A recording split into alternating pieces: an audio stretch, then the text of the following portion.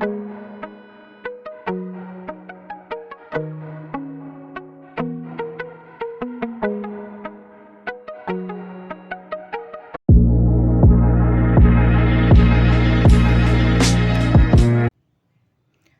दोस्तों, एक बार फिर से स्वागत है आप सभी का आपके अपने चैनल टारगेट एट वन पे।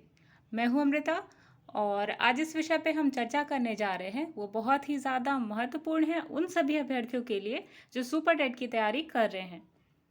तो दोस्तों, अगर आप भी 69,000 शिक्षक भर्ती में सम्मिलित नहीं हो पाए या किसी कारण आप सहायक अध्यापक नहीं बन पाए, तो कई सारी ऐसी रुकावटें होंगी, कई सारी ऐसी परेशानियां होंगी जो आपने फेस किया था सुपर टेट को लेकर के। क्योंकि एक बहुत बड़ी बात है ना कि मंजिल पर पहुंचने से पहले आप सभी को रास्ते पता होने चाहिए।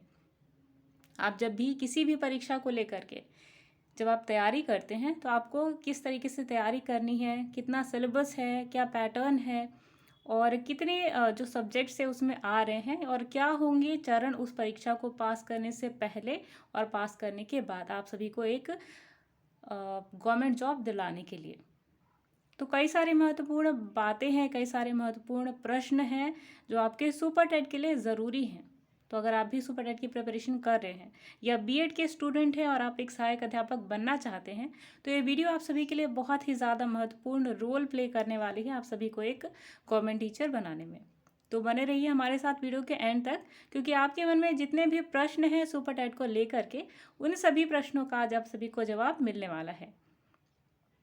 एक जनरल इन्फॉर्मेशन आप सभी के लिए कि अगर आप भी सुपर टेट की प्रिपरेशन कर रहे हैं और आप हमारे साथ मिलकर डेली स्टडी करना चाहते हैं तो ज़रूर सब्सक्राइब करें हमारे YouTube channel target at one. और अगर आप डेली पीडीएफ और क्वेश्चन लेना चाहते हैं हमारे साथ में तो ज़रूर जुड़े हमारे Telegram channel target at one के साथ या सहायक शिक्षक भर्ती 2021 के साथ में, जिसका लिंक आपको डिस्क्रिप्शन बॉक्स में मिल जाएगा। तो चलिए स्टार्ट करते हैं आज की वीडियो। दोस्तों, सबसे पहला प्रश्न आप सभी के मन में ये रहता है, अगर आप बीएड के स्टूडेंट हैं या फिर आप बीएड पास कर चुके हैं, यूपी टेट पास कर चुके हैं, तो सबसे पहला आपके मन में क्वेश्चन रहता है कि सुपर टेट आखिर है क्या। तो दोस्तों, सुपर टेट एक राज्य स्तर की परीक्षा होती है जिसमें प्राथमिक शिक्षक बनने के लिए बहुत ही जो बड़ी योग्यता है वो सुपर टेट से पहले यूपी टेट को मानी जाती है। तो आप सभी के मन में सबसे पहले प्रश्न आएगा कि सुपर टेट पास करने से पहले हम किस तरह योग्य हैं या क्या एलिजिबिलिटी क्राइटेरिया है सुपर टेट के लिए। तो दोस्तों, अगर आपने बीएड या बीटीसी कर रखी है या आप अगर बीएड हैं या फिर बीटीसी हैं, दोनों में से आपने कोई भी कोर्स कर रखा है सेमेस्टर वाइज या ईयरली, तो आप सभी के लिए इम्पोर्टेंट होगा यूपी टेट पास करना। ठीक है, अगर आपने यूपी टेट या फिर सी टेट पास कर रखा है, दोनों में से कोई भी एक अगर आप पास कर लेते हैं तो आप एलिजिबल हैं सुपर टेट में बैठने के लिए। ठीक है। अच्छा, दूसरा प्रश्न ये है कि अगर हम सुपर टेट में अपीयर हो रहे हैं तो फिर उसमें अदर्स जो एलिजिबिलिटी है वो क्या है। तो दोस्तों, एज होती है दूसरी एलिजिबिलिटी क्राइटेरिया। तो एज होगी आपकी 40 साल तक मैक्सिमम एज होती है, यानी कि अगर आप बीएड बीटीसी कर चुके हैं तो आप 40 साल तक अप्लाई कर सकते हैं सुपर टेट में सहायक अध्यापक पद के लिए। तो ये था पहला प्रश्न जिसका आई होप आपको आंसर मिल गया होगा। फिर भी कोई भी प्रश्न आपके मन में आता है तो आप कमेंट बॉक्स में लिख सकते हैं। दूसरा सबसे महत्वपूर्ण प्रश्न ये रहता है अभ्यर्थियों के मन में कि आखिर सुपर टेट में कितने विषय हैं और कितनी ज़्यादा देर हमें कौन सा सब्जेक्ट पढ़ना चाहिए और कौन से सब्जेक्ट के ऊपर हमें ज़्यादा फोकस करना चाहिए। तो दोस्तों, एक मिथ सभी के मन में होता है, एक मिथ सभी के मन में है कि सुपर टेट में 14 विषय आते हैं और 14 विषय सुनने पर ही बच्चों के मन में एकदम थरथराहट और घबराहट आ जाती है कि आखिर 14 विषय हम एक साथ कैसे तैयारी करेंगे, और स्पेशली उन विषयों को लेकर के जो हमने कभी देखा ही नहीं। और ये ज़्यादातर प्रॉब्लम आती है बच्चों को संस्कृत में आती है, जीवन कौशल में आती है। ठीक है, और सामाजिक अध्ययन के लिए भी आती है जो साइंस के स्टूडेंट हैं, और जो एसएसटी के स्टूडेंट हैं उनको प्रॉब्लम आती है साइंस के सेक्शन में। ठीक है, तो दोस्तों, एक चीज़ आपको ध्यान में रखना है कि इन 14 सब्जेक्ट्स को देख के आपको घबराना नहीं है, क्योंकि अगर आप ध्यान से देखेंगे तो असल में 14 विषय ना होकर के केवल 7 ही सब्जेक्ट्स हैं आप सभी के सामने। कैसे, चलिए देखते हैं। सबसे पहली बात आपको जानना है कि जो कितने सब्जेक्ट से कहाँ-कहाँ पर आप सभी के लिए इम्पोर्टेंट है और कितने मार्क्स कितने-कितने सब्जेक्ट स्कोर करते हैं। जहाँ से आपको ये ध्यान देना है कि जो ज़्यादा नंबर के जो सब्जेक्ट्स हैं उन पे आपको ज़्यादा फोकस करना है, ताकि आपको मार्क्स गेन करने में कोई भी दिक्कत का सामना ना करना पड़े। तो पहला जो विषय है यानी कि हिंदी भाषा, ठीक है, भाषा पहला जो आपका विषय है वो है भाषा। तो भाषा में आते हैं आपके कुल 3 भाषाएं, हिंदी, अंग्रेजी और संस्कृत। हिंदी है आपकी यहाँ पे टोटल 20 अंकों की, अंग्रेजी है 10 अंकों की, संस्कृत है 10 अंकों की, और टोटल देखा जाए भाषा की यहाँ पे तो यहाँ पे टोटल 40 जो हैं अंक हैं आपके केवल भाषा के लिए, ठीक है। दूसरा है गणित। तो गणित है आपका यहाँ पर 20 नंबरों का, ठीक है। तो 20 नंबर की गणित है, इसका मतलब आपको मैथ्स पे भी इक्वली फोकस करना पड़ेगा एज कम्पेयर टू हिंदी। आपको अगर हिंदी, इंग्लिश और संस्कृत आप कंप्लीटली तैयार कर लेते हैं तो मैथ्स पे भी अगर आप इक्वली फोकस करते हैं तो आपके पास यहाँ पे तैयार हो जाएंगे 60 नंबर्स, ठीक है। तो आप 100 फुल नंबर यहाँ पे स्कोर नहीं कर पाएंगे, काफ़ी डिफिकल्ट है। तो आपको यहाँ पे पूरी कोशिश करनी है कि 40 नंबर तक आप स्कोर कर सकते हैं, ठीक है, दोनों को मिला करके। नेक्स्ट है आपका विषय विज्ञान। तो विज्ञान आपका बहुत ही जनरल पूछता है कि अगर आप 10वीं तक भी विज्ञान पढ़ लेते हैं, अगर आप सोशल साइंस के स्टूडेंट हैं और 10वीं कक्षा तक भी विज्ञान पढ़ लेते हैं तो that is enough for you to score best score in super TET exams. Next जो है आपका विषय जीके, जनरल नॉलेज और करंट अफेयर्स। तो दोनों एक ही है, आप यहाँ पे ये नहीं कह सकते कि सब अलग अलग विषय हैं, ठीक है। तो आप अगर करंट अफेयर्स और जीके पढ़ते हैं तो ये आपका वहाँ पे भी बहुत अच्छा मार्क्स स्कोर करने का एक मेथड है, ठीक है।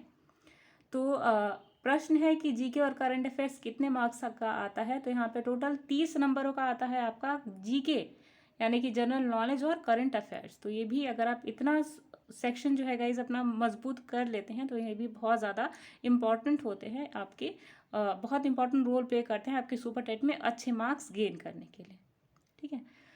अगला जो विषय है, अगला विषय से पहले आपको पता होना चाहिए कि जो करंट अफेयर्स है कितने महीने का पूछा जाता है। तो मैक्सिमम अगर आप देखेंगे तो 6 महीने का करंट अफेयर्स पूछा जाता है आपके सुपर टेट के अंदर, ठीक है। इससे ज़्यादा अगर क्वेश्चन पूछे जाएंगे तो नोबल प्राइज़ वगैरह पूछा जाता है, इंडेक्सेस वगैरह पूछे जाते हैं, लेकिन बेसिकली देखा जाए तो 6 ही महीने के जो करंट अफेयर्स है वो आपको फोकस करना है। जितना भी एग्ज़ाम के डेट से पहले के 6 महीने होते हैं उन्हीं पर। अच्छा, नेक्स्ट जो आपका विषय है वो है पर्यावरण अध्ययन और सामाजिक अध्ययन। तो ये दोनों मिला के आपका 10 नंबर यहाँ पर है। तो दोनों को हमने यहाँ पे एक क्यों लिखा है, क्योंकि जो सामाजिक अध्ययन है आपका कहीं ना कहीं पर्यावरण अध्ययन से मिलता है। कैसे?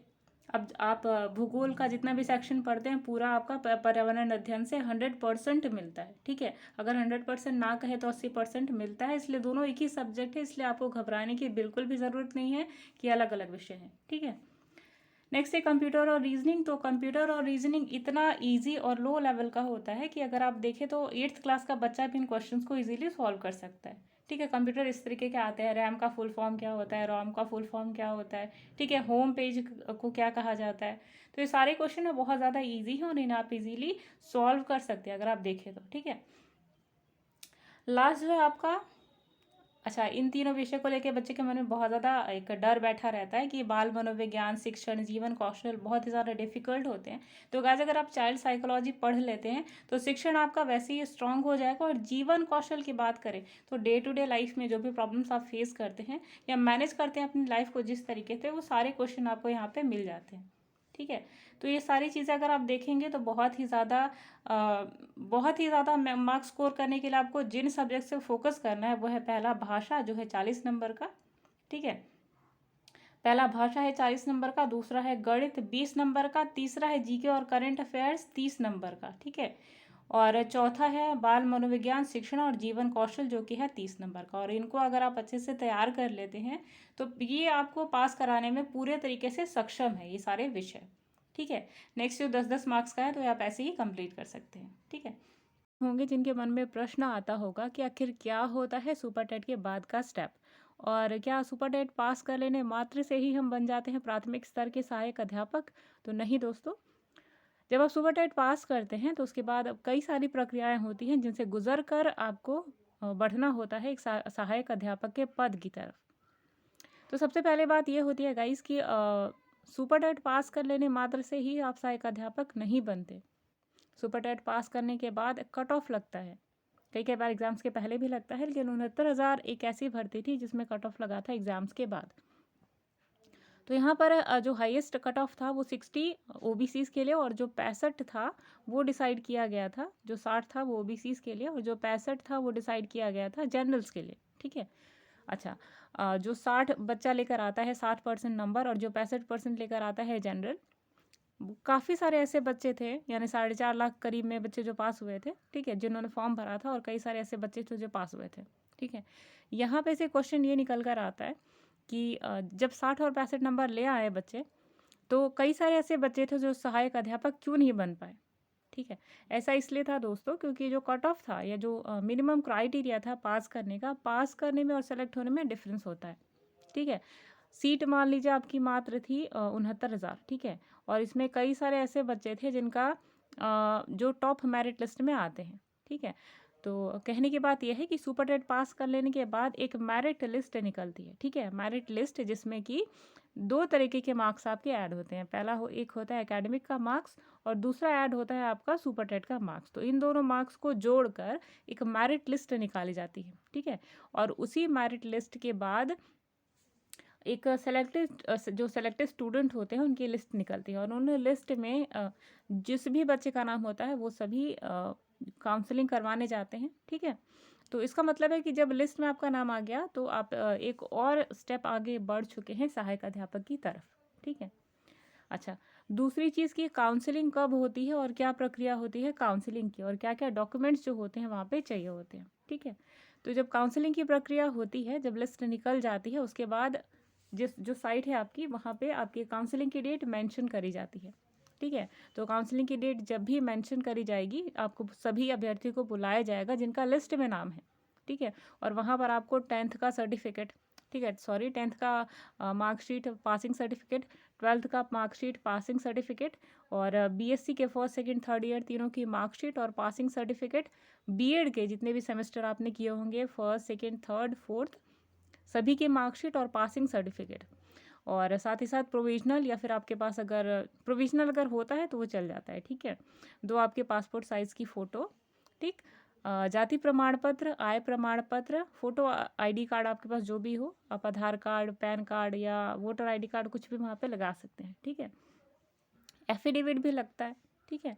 एफिडेविट लगता है आपका 100 रुपये का, और कई कई बार और एफिडेविट की ज़रूरत पड़ती है जब आपके पास कोई डॉक्यूमेंट नहीं होता at the time of counselling, तो आपको वहाँ पे एफिडेविट लगा सकते हैं आप वहाँ पे, ठीक है।